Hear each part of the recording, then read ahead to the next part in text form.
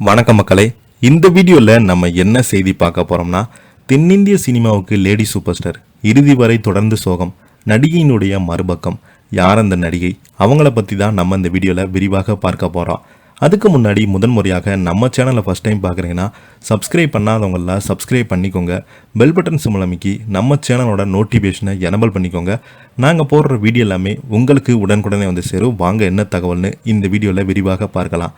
இந்த நடிகை 100க்கும் மேற்பட்ட திரைப்படங்களில் கதாநாயகியாக, 200க்கும் மேற்பட்ட படங்களில் முக்கிய கதாபாத்திரத்தில் நடித்தாங்க. அவங்க தனிப்பட்ட வாழ்க்கை சோகம் நிறைந்ததாக மாறியிருக்கிறது. திரைத்துறையில் ஜொலித்தவர்கள் தனிப்பட்ட வாழ்வில் பல கஷ்டங்களை எதிர்த்து கொண்டிருக்கிறாங்க. சில சமயங்களில் அவங்க பகிரப்படும் பல சமயங்களில் அது சம்பந்தப்பட்டவர்கள் மட்டுமே வெளிச்சம். அப்படி ஒரு நடிகை தான் இவங்க. நடிகையாக பல கதாபாத்திரங்களை அசத்தினாங்க என்பதிலும் மாற்று கருத்தே இல்லை. ஆனால் நிஜ வாழ்க்கையில் இவங்க யார், என்ன சூழ்நிலை வாழ்ந்தாங்க, எப்படி தவித்தாங்க, இதற்கெல்லாம் நடிகை சுஜாதாவுடைய மனசாட்சி மட்டுமே பதில் தெரியும். அவரது மனசாட்சியை கடைசி வரை யாராலுமே நெருங்க முடியவில்லை. அவங்க தான் மறைந்த நடிகை சுஜாதா. கதாநாயகியாக 100க்கும் மேற்பட்ட அதிகமான படங்களில் நடிச்சிருக்கிறாங்க.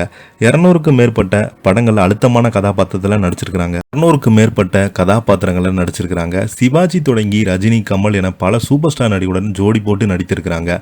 சுஜாதா திரையுலகில் வெற்றி பெற்றாலும் அவர் தனிப்பட்ட வாழ்க்கை என்பது சிக்கல் நிறைந்ததாக இருந்ததாக சொல்லப்படுகிறது.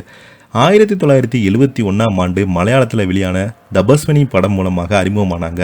இயக்குனர் கே பாலச்சந்திரன் ஒரு தொடர்கதை படம் மூலமாக தமிழ் துறைகளுக்கு காலடி எடுத்து வைத்தாங்க. முதல் படத்திலேயே நடிப்பில் ஸ்கோர் செய்தாங்க. தொடர்ந்து தமிழ், தெலுங்கு, மலையாளம், ஹிந்தி திரைப்படங்களில் நடிச்சிறாங்க. சிவாஜி கணேசன், முத்துராமன் போன்ற முன்னணி நடிகருடன் ஜோடி போட்டு நடித்தாங்க. ஜேக்கர் என்பவரை காதலித்து திருமணம் செய்து கொண்டாங்க. இந்த தம்பதிக்கு 2 குழந்தைகள். திருமணத்துக்கு பிறகு சுஜாதோடைய வாழ்க்கை தலைகளாக மாறியது. பணத்துக்காக படங்களில் நடிக்க சொல்லி கணவர் கொடுமைப்படுத்தியதாகவும், விருப்பம் இல்லாவிட்டாலும் படங்களில் நடிக்க கட்டாயப்படுத்தியதாகவும், குடும்ப வன்முறைக்கு ஆளானதாகவும் சொல்லப்படுகிறது. இந்த கட்டுப்பாடுகளில் சுஜாதாவால் மீள முடியலை என்பதும், ஆனால் உண்மை என்ன என்பது சுஜாதாவுக்கு தான் தெரியும். ஒரு கட்டத்தில் அவங்க ஏதோ நெருக்கடியில் இருக்காங்க என்பது திரைத்துறையினருக்கு தெரிந்தது சொல்லப்படுது.